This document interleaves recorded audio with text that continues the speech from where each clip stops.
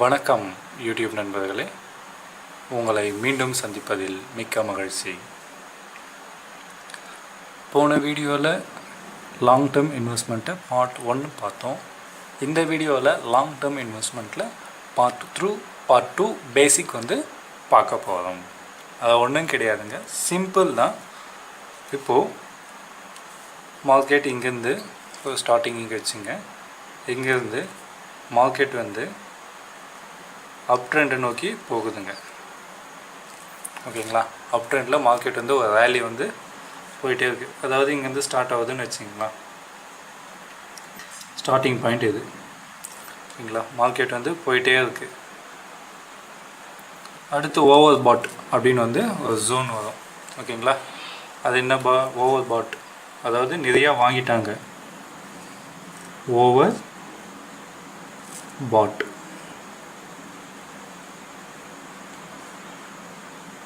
வாங்கிட்டாங்க, இல்லை இதை ரெசிஸ்டன்ஸ் அப்படின்னு கூட சொல்லலாம்.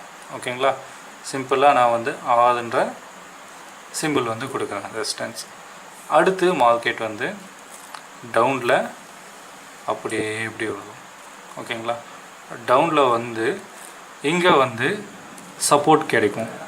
அதாவது இதை ஓவர் சோல்டு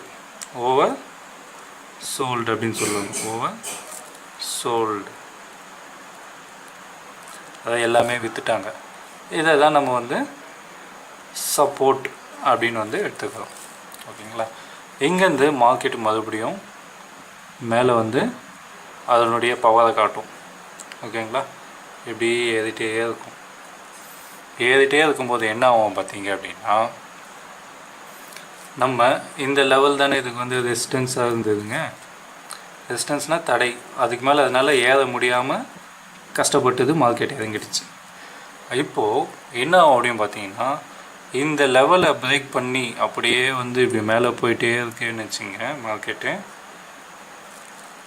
ஓகேங்களா, நம்ம என்ன பண்ணோம் அப்படின்னு பார்த்தீங்கன்னா, நம்மளுடைய பையிங்கை இங்கேருந்து ஒன்று இங்கே பை பண்ணலாம், இல்லை நமக்கு கன்ஃபர்மேஷன் கிடைக்கணும் அப்படின்னு பார்த்தீங்க அப்படின்னா, கிட்டத்தட்ட பார்த்தீங்க அப்படின்னா இங்கேருந்து ஒரு 5% மேலே ஸ்டாக் ஏறிச்சுன்னா, அதாவது நம்ம ஸ்டாக் 5% ஏறிச்சு அப்படின்னா, இந்த லெவலை தாண்டி இங்கே நம்மளுடைய பையிங் பாயிண்ட்டாக இருக்கணும். நம்மளுடைய பையிங் பாயிண்ட்டு எங்கே இருக்கணும்? இங்கே இருக்கணும். ஓகேங்களா, இது ரொம்ப ரொம்ப முக்கியமான ஒன்று. இதில் ஏன் அப்படின்னு பார்த்தீங்கன்னா, இதில் இந்த டவுனுன்றதே இருக்காது.